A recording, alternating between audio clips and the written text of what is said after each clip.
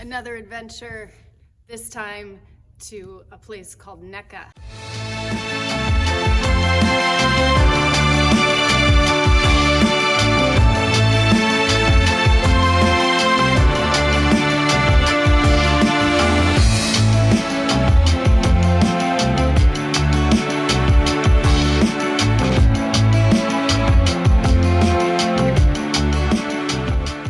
It seems like I need to travel a lot to find these circus schools, but this one was really far away, 20 hours away. This one, I went with the whole fam bam. So I took Miko and the dogs, and we drove all the way up to Vermont from Florida. Who's back here? Hazel? Diego? Hazel? Baby. All right, still getting out of Jacksonville. We did it though by noon, which for us was good because we were going to leave at 10. So for us, that's on time. Nobody was leaving at 10. Nobody was leaving at 10. We said 10:30. We aimed for 10:30. It was more like 11:30.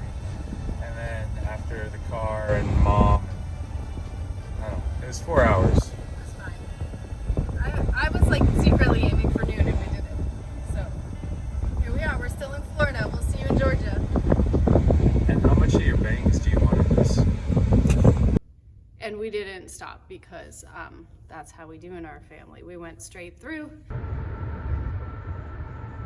Miko said this would be a good shot.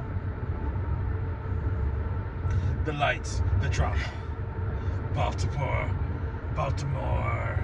Harbor, Tunnel. It's the middle of the night.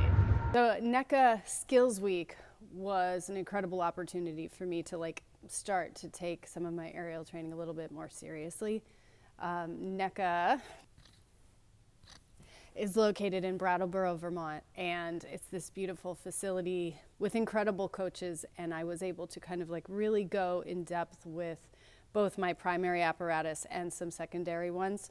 So every morning there was a group warm-up, which was done all together. It felt like there were 50 people there.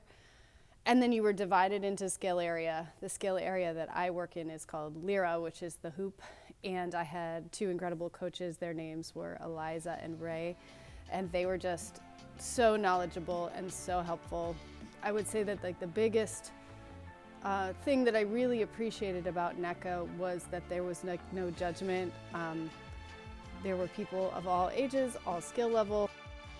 They were really able to kind of help you get better at what it is that you were interested in getting better at. So I feel like I was really able to understand where they were coming from and learn from them, which I was super grateful for. I've been a hobbyist aerialist for a long time. In fact, they had us line up by how long we've done aerial, and I was at the end, I had been doing it the longest. It doesn't mean I've been doing it the best. I've been doing it as a hobbyist since 2006. They split us into areas. The other areas were rope, Chinese pole, trapeze, silks. So the first couple hours of the day were spent on our primary apparatus. Mine was Lyra. And then after a lunch break, we came back and we did a second and a third skill rotation, and you could kind of select which one you were doing each day. So the ones that I chose to do were a couple of things. I did a thing called German wheel, which I loved. Picture a hamster wheel that a human goes in. I did a thing called invented aerial apparatus, a thing called a halo that Elsie invented. She's one of the founders of the school. Michelle, who was the coach for that particular session, invented one called the slappies, which was kind of like a sling trapeze hybrid.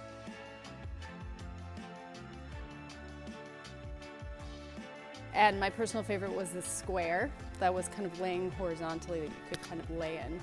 I really enjoyed that one. It was kind of unexpected. I did something called a bungee sling.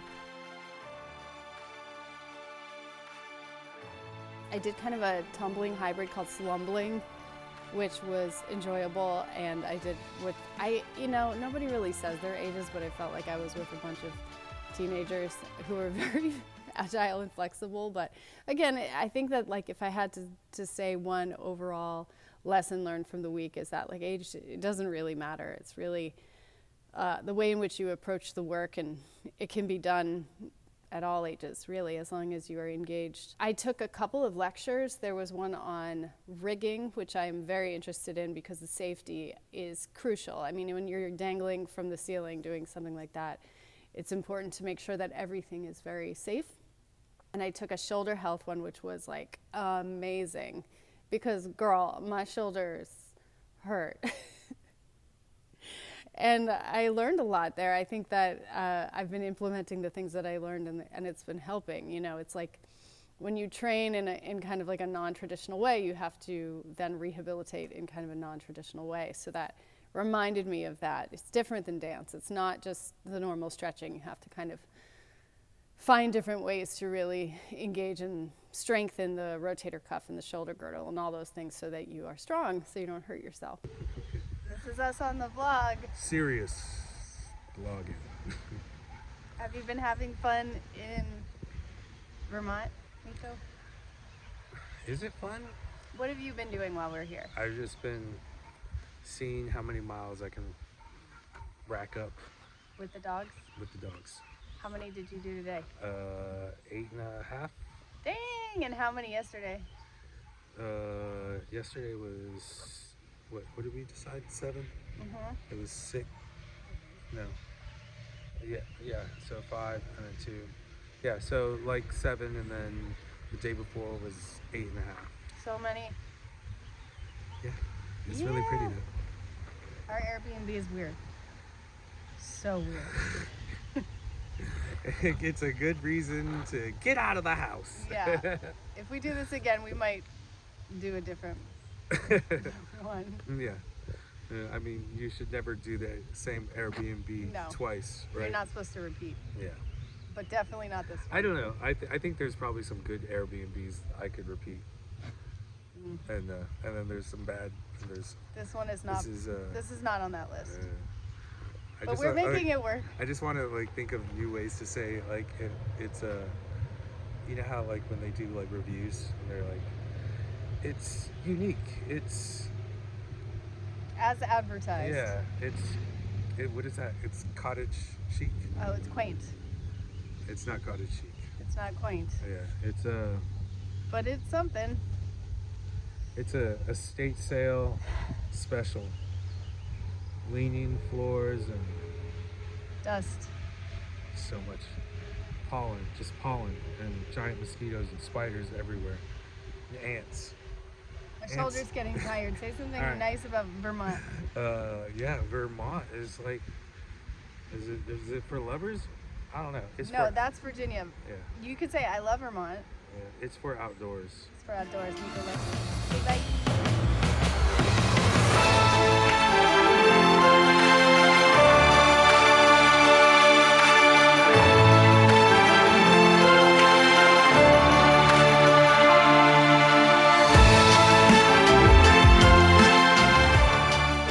I had a couple of takeaways from this. One is that the things that I was like really kind of like nervous about physically, I was able to kind of do in a way that felt safe and supported. So one of those is spinning. I have like an inner ear thing that makes spinning kind of uncomfortable for me, but I was able to kind of work on spinning. I did not get sick, did not even get nauseous. They really helped me with that. I was able to do a lot more dynamic moves. Dynamic moves on the hoop just means that you're kind of like swinging and moving through in a way that feels kind of like almost more gymnastics. It's not kind of like still and static. I attempted an elbow roll. Alright, off your head and lunge your toes is fine. Okay. Alright, here we go. 3, 2, 1. Go. Yay! Woo! I might still be bruised from that. It's all good coaching and this idea that like they were encouraging without being forceful. I didn't feel judged. I felt like I was able to go at my own pace and do the things that I felt were safe for my body, but at the same time I was encouraged to try things. Nothing felt precious, I didn't feel like people were overly worried, although I felt safe. It was great. Circus training really is about bodily autonomy. It's about finding your way through the work your own way. And I was grateful so much that the quality of instruction there was so high that they were able to really make me see that. I forgot, I also did trampoline. You know I love the trampoline. It's so funny because I really love this idea of like flying and floating, and I've been training all these things that involve hanging, but it's so nice to not have to use your arms. You can kind of just like float around. Vermont is also like an incredibly beautiful place, so Mika was hiking every day with the dogs.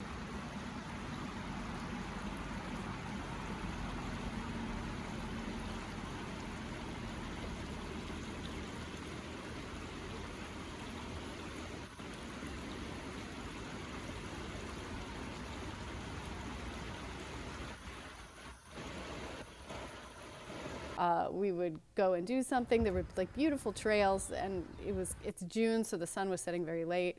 So like it was just a beautiful place to be, and so challenging. And I was so grateful for that challenge. So, all right, so this sabbatical is starting off with this investigation of vertical space, and I felt like I needed a kickoff. So I'd like to say that this NECCA Skills Week A, this Retreat A, was like my official sabbatical kickoff. And so I'm excited to see where it takes me now. Follow along, like and subscribe.